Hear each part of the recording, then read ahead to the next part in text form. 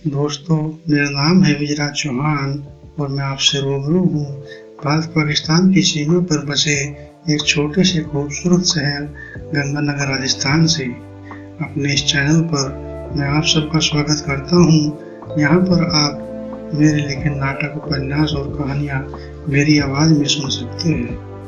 दोस्तों, चलिए शुरू करते हैं आज के उपन्यास को।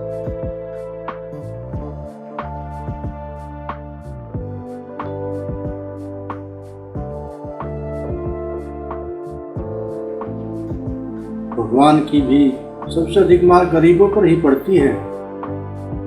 इस समय वह हर तरह से हरिया का इम्तिहान ले रहा था।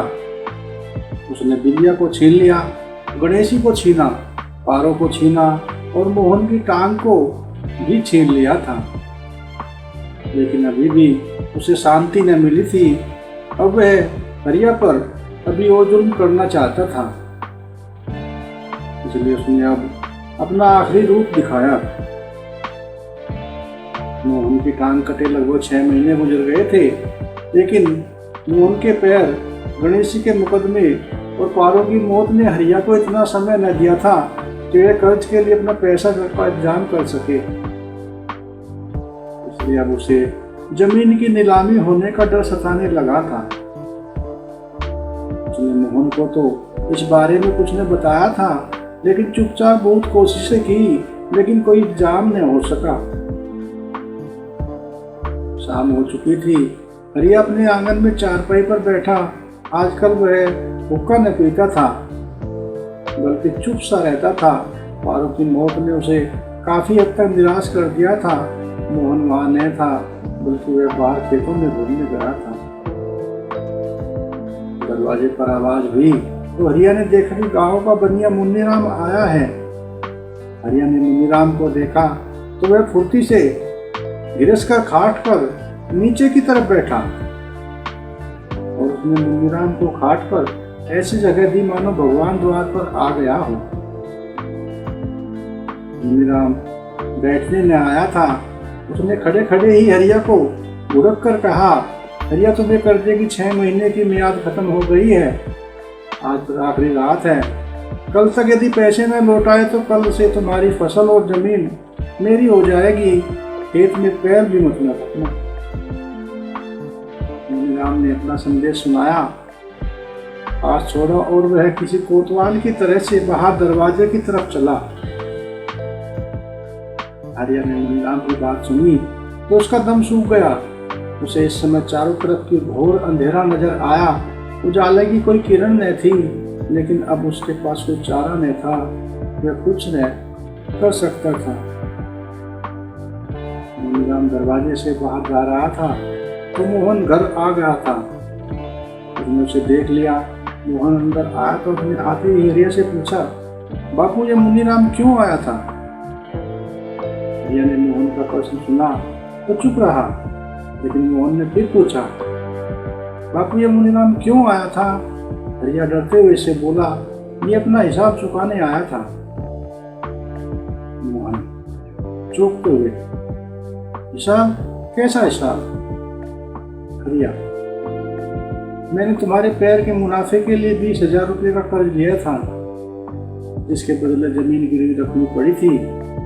कल समाप्त समय हो रहा है और पैसे बन नहीं पाए, इसलिए कल से सारी फसल और जमीन मुन्नीराम की हो जाएगी। हम जमीन से बेदखल हो जाएंगे। हरिया ने दुखी दिल को दबाते हुए मोहन को कड़वी सच्चाई सुनाई। मोहन ने सच्चाई सुनी तो उसे लगा मानो किसी ने गरम तेल उसके कानों में डाल दिया हो। उसने हरिया को क्रोध और करुणा, लाचारी और बेबसी भरी नजरों से देखा। वह उठकर दूसरी खाट पर जा बैठा। वह भी अपनी बदनसीबी को कोसने लगा। रात हो गई थी, लेकिन हरिया की आंखों में नींद न थी और भला हो भी कैसे सकती है। धरती किसान की माँ होती है और जब उस माँ की नीलामी में केवल कुछ ही समय बाकी रह गया हो तो उसके बेटे को नींद कैसे आ सकती है। उस समय हरिया की कमर पूर्ण रूप से टूट चुकी थी। उसे चारों ओर अंधेरा सा नजर आ रहा था। उसे अपने जीवन की तो कोई चिंता न थी, लेकिन उसे मोहन की चिंता खाई जा रही थी। उन्होंने चारों तरफ नजर दौड़ाई, लेकिन उसे कहीं कोई किरण नजर न आई। लेकिन फिर दिल में अचानक ही चमक सी हुई और हरिया को एक किरण नजर आई, और वह किरण थी मोहन के मूल पिता चड्ढा साहब की। लेकिन उस किरण को देखकर हरिया शर्म से पानी पानी हो गया। भला वह कौन सा मुंह लेकर चड्ढा साहब के पास जा सकता था, जिस व्यक्ति के साथ उसने विश्वासघात किया हो। अब उसकी शरण में जाने की उसकी हिम्मत न थी। उसकी तो आंख हो कि एक पवित्र दृष्टि से ही वह मर जाएगा, लेकिन अब उपाय ही क्या है।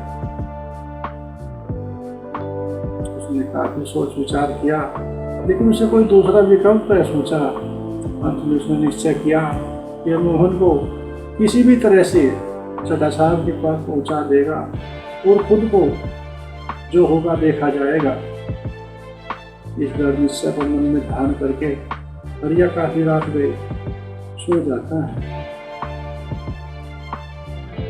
अगले दिन सुबह हुई तो हरिया सवेरे ही उठा और उसने अपना सामान बांधना शुरू कर दिया। वह कपड़े लेता है, इसके अलावा घर में और कोई खास सामान नहीं था। हरिया सामान बांध रहा था और आंखों से आंसू बहे जा रहा था। इतने में मोहन आ गया। उसने हरिया से सामान बांधने के बारे में पूछा तो हरिया बोले, शहर चल रहे हैं, वहीं किसी कारखाने में काम ढूंढ लूंगा, और गांव में रहने से कोई फायदा भी नहीं है। मोहन भी पड़े पड़े ऊब सा गया था, इसलिए उसे भी हरिया की यह बात ठीक सी लगी और वह भी सामान बांधने लगा। लेकिन हरिया की आंखों में आंसू को वह समझ नहीं पाया था। सामान बंध गया तो हरिया ने ताला लगाया और चाबी बिरमी के घर दे आया।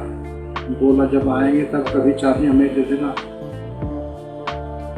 दुकान तुम्हारा।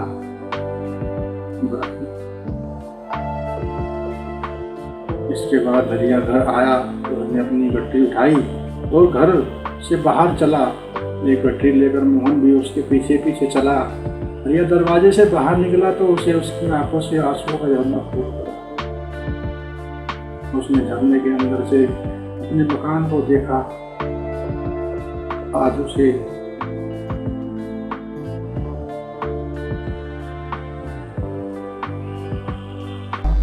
अपनी जिंदगी में दूसरी बार एक गांव छोड़ना पड़ रहा था। उसका गला दर्द के रुंध गया। अनाया से उसके हाथ ऊपर आसमान की तरफ उठ गए और अपनी रोती आवाज में वह तड़प पर बोला, अरे ओ भगवान, सरकार के दरवाजे का कुत्ता बना देना, लेकिन आगे किसान न बनाना।